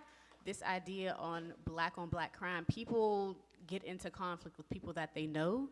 And if we look at Pittsburgh specifically, we are segregated. So it would not make sense for me to go and cause harm to a person in Squirrel Hill. It would make sense for me to cause harm to someone that I know who's in my neighborhood who looks like me. And so I just want to be careful with that ideal of black on black crime. Like, people kill who they know. They get into conflict with people who they know. And if we're segregated, then we're going to kill people or cause violence against people who look like us, who are next door to us.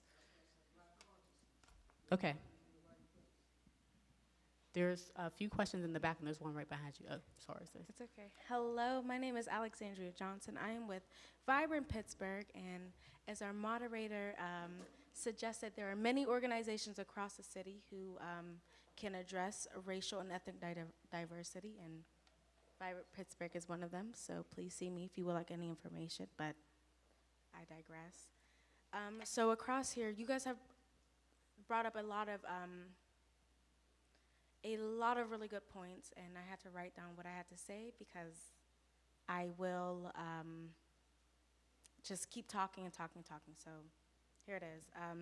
So the Pittsburgh Gender Equity Commission released a report which analyzed readily available data pertaining to racial and ethnic demographics as it pertains to the city of Pittsburgh. I want to know how many people in this room have read that report? Okay, so you know. And there were a lot of corporate organizations who have seen the report, who are members of our organization, so we have access to, which directly implicated them.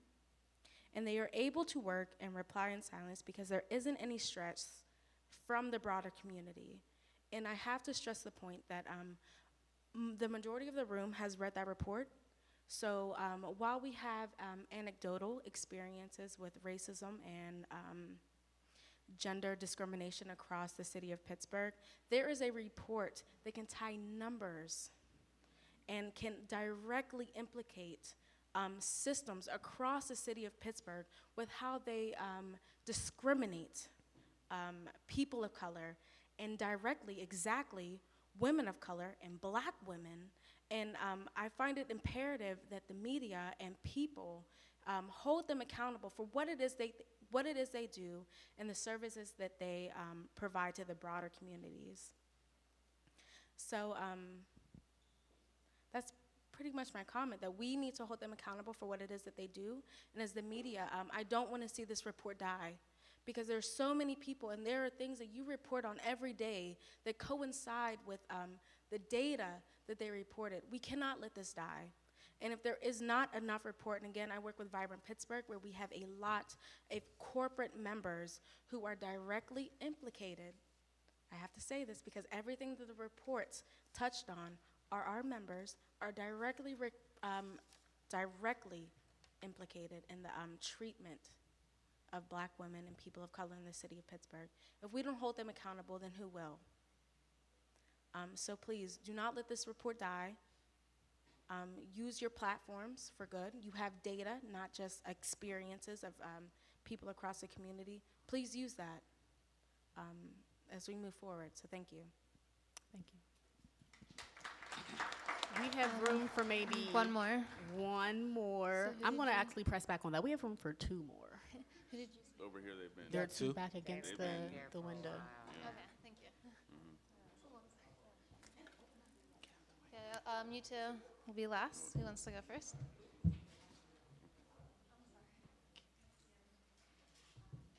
Hi, I'm Monet. So, as a senior who's at Point Park, one of the main things that I have been struggling with is just breaking into an industry, into the reporting industry in general, because it's so hard being at a PWI, you know, having so many black professors. I've never had a black professor, so it's hard for me to really learn how to be a unique reporter, you know, just how to be myself.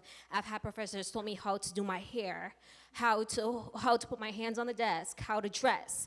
And I mean, that's perfectly fine, but when you have a white professor telling you how to be a reporter, it's kind of hard, you know? And so for me, being at Point Park, I've been able to gradually create the reporter that I want to be.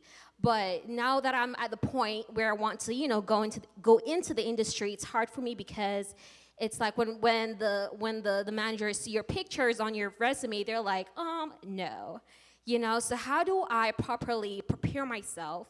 How do I go out? How do I represent myself so that I can actually get a job and, you know, be the reporter that I really want to be, basically? Were you on my show? I thought so. I thought so. You know what? First of all, I don't think you're going to have any problem. You represent yourself very well. And bottom line is this: be who you are. Work on who you are. You're not going to be me. You're not going to be anybody else. You know, work on who you are. The more comfortable you are in being yourself in front of that camera, that will come across. You have something inside of you that leaps out. The camera loves you. So work on that. And, you know, the realities are in this business, it's all subjective. You know, one news director is going to like you, one news director is going to hate you. I've had news directors say, I don't like your hair, I don't like your teeth, I don't like this, I don't like that. And for every 4 news directors that don't like you, you just have to find that one who does. And, you know, you have to be tough, because the realities are there's going to be that one who says, you're too tall, you're too short, I don't like your hair, you know. You're going to go through all of that, but you will find that one who loves you. And I know you did send me an email, and I apologize, I didn't respond to it. As soon as you started talking, I realized I didn't respond to your email. I'll own that. But we should talk about it, and I'll help you in any way that I can. I just want to make 2 quick points. One, 2 seats in front of you is the president of Pittsburgh Black Media Federation. Pittsburgh Black Media Federation has helped young journalists for decades. The second point is, prior to my job in Philadelphia, I was a journalism professor at Robert Morris University. When I left, at that time, I believe I was the only African-American journalism professor in the city of Pittsburgh, and I think no one else has been hired. So when we talk about diversity, a lack of diversity inside of newsrooms, in J schools or communication schools, it is significantly worse in Pittsburgh. Hi, my name is Kiki. I am a media chick. And I say media chick because I do a lot in the media. I have a job at a radio station, but my career is in media. I own a business in social media marketing. The reason I'm telling you all this is because I hold myself accountable. I hold myself accountable as a woman in the media. I hold myself accountable as a black woman in the media. If there's something that I want, if there's something that I need, I have to go out and get it. I can't blame anybody else. I was listening to the young lady, and she brought up Cocopreneur, and I knew her name. But immediately my ego said, well, how come she hasn't called me? How come she hasn't reached out to me? No, sis. How come you haven't reached out to her? So I fought myself. The people that need to be held accountable are not here to hear that they should be held accountable. Those are the news directors. Those are the ones that are in charge of the assignments. They're the sponsors. Not the sponsors. I don't want to say that. I don't want to mess with the money. But they're people. They're decision makers. They're the people that put us out into the grind and make us do the work and give us the assignments, even the assignments that we don't want to do. The community that's always complaining, they don't come to stuff like this. They're still outside complaining. They complaining that it's Wednesday and that it's raining. You always want to be mad. Keep doing what you're doing. But at the same time, hold yourself accountable. I know I'm all over the place. I'm like filled with emotion. I'm pissed off. I'm frustrated. I'm excited. I'm amped up. I'm all of the above. But at the same time, I'm a woman. I'm in the media. I'm black. I want to do better. I'm not going to quit. And if I need to give everybody a business card so that you know where I am, who I am, and what I do, then that's what I'm going to do. That's all I wanted to say. I hold myself accountable, and from this point forward, I'm not gonna let anybody else down. If you need to reach out to me, whether it's for radio, whether it's for a podcast, I think we spoke, I may have reached out to you people about doing a podcast together. That's my responsibility. It's not Ms. Lynn's responsibility, it's not anybody else. I hold myself accountable. So I'm putting myself here, letting you know who I am, where I'm going, and what I'm here to do. If that makes any sense. If you're offended, I'm sorry. If you're confused, I apologize.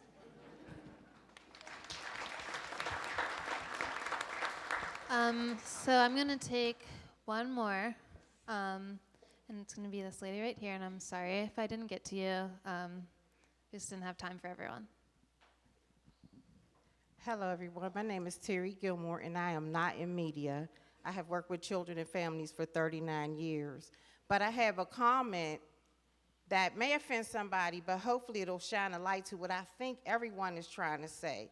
So we got invited here, and this is the Pittsburgh Black Media event, and it's here at the August Wilson Center. And I guess all of the sponsors were listed. And you had a beautiful little reception there with fruit and a couple of little things that you could eat. And there were little plates there, and they were nice, and thank you for them. And there were some napkins, and thank you for those. But what were we supposed to use to pick up the fruit with? There was nothing there. Accountability is what I keep hearing tonight.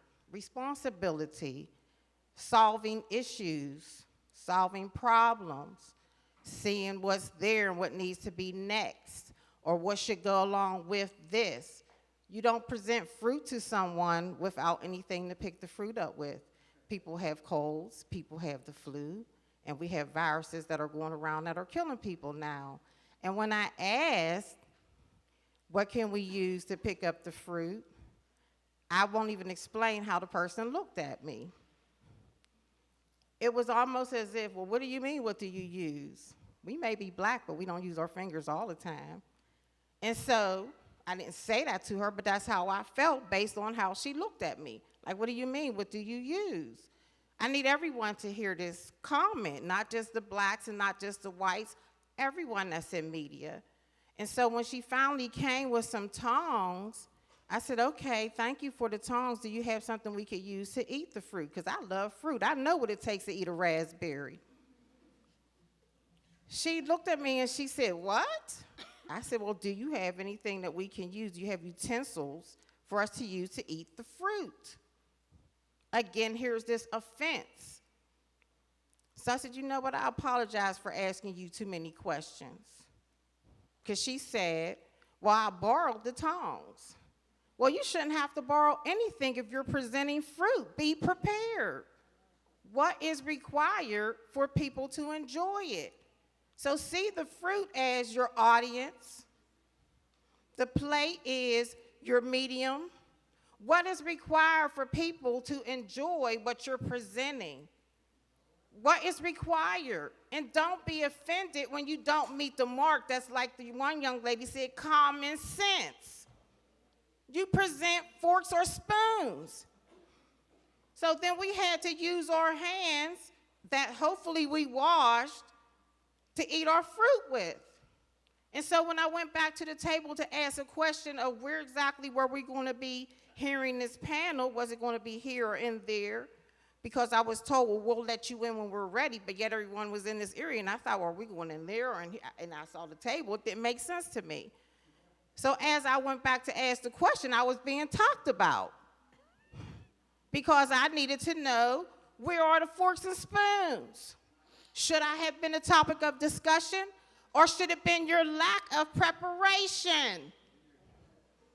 Let's get it together. I've worked with children and families. 1 + 1 makes 2. It's not that hard. It's not a subtraction. It's an addition. How do you get it to work? Start adding on. Start helping each other. Start using your common sense. When the young lady said allies, I agree. Because if we're all human beings, we're not allies. Allies is you're all the way over there in another country or another space, and we don't have that much in common, but you'll support me when I need you. We are in this one space, and we should have a whole lot more in common. So I agree with you on the word allies. Let's work about it. Let's do it. Your media.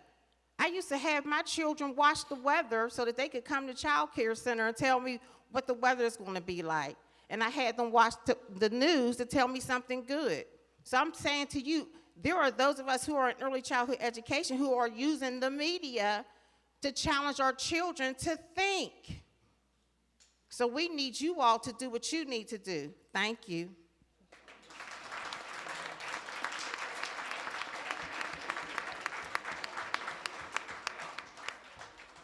So we've heard so much from our audience this evening, so many different perspectives. Thank you for offering them all. I am going to do a shameless plug right now.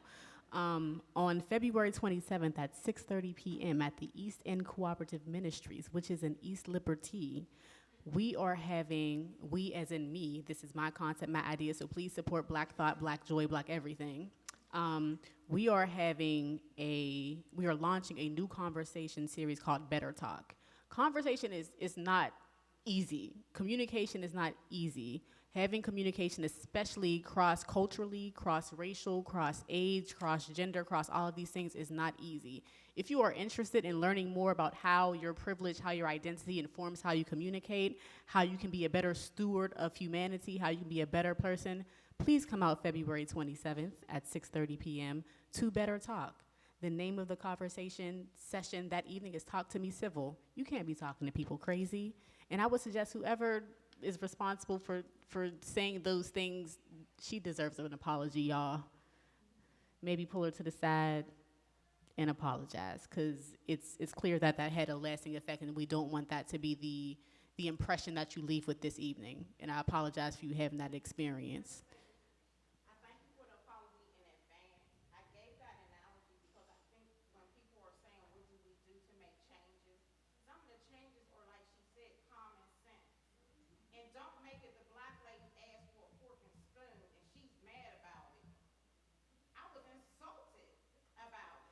If I want to use my fingers, I'll decide when to use my fingers. You don't assume when I should use my fingers, and that made me feel like you assume we use our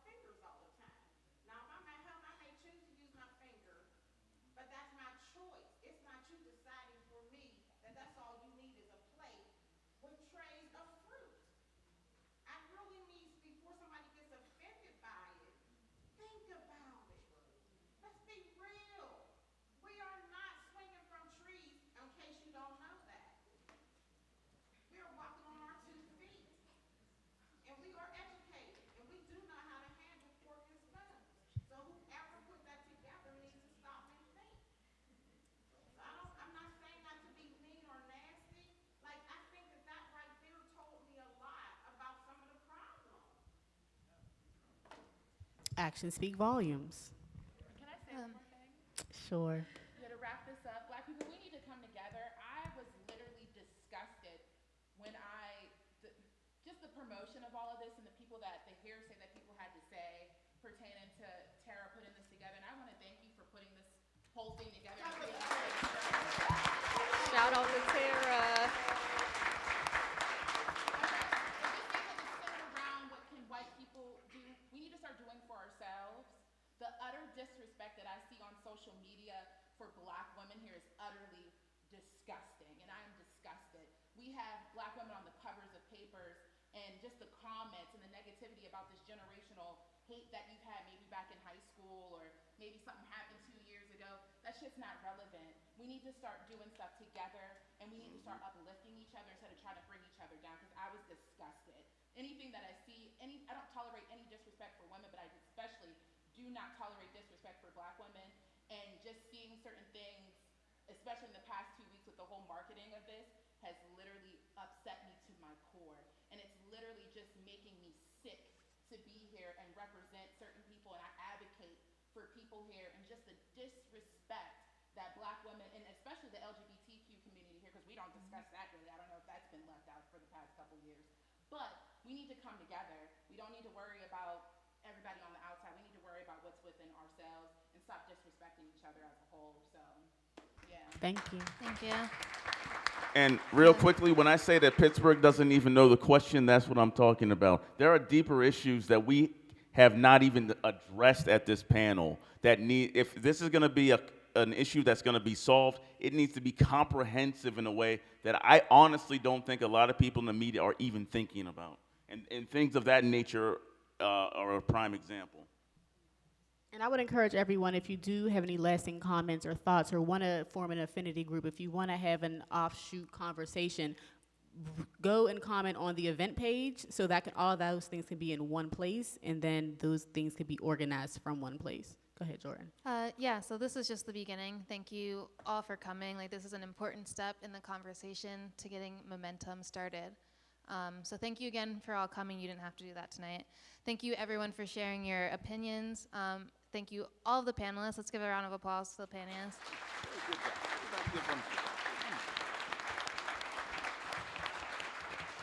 Let's thank Jourdan. Thank you, Jourdan. And thank you, Tara, again.